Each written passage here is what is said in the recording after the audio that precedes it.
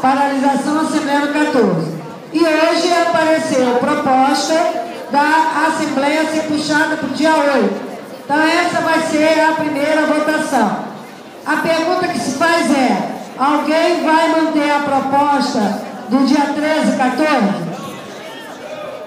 Se ninguém vai manter, a gente já vai para o dia 8, ok? Tem acordo?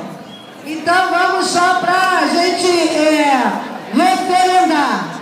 A Assembleia aqui, quem concorda que a Assembleia da Rede Municipal seja antecipada para o dia 8 de agosto, levantando os dois braços, por favor.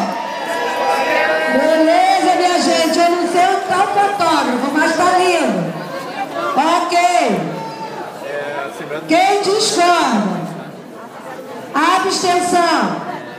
Então, com pequenas abstenções, aprovado por ampla maioria que a nossa Assembleia será no dia 8, ok? Horário, minha gente. É uma paralisação, mas horário da Assembleia. É com paralisação, horários. Rapidinho aí, minha gente.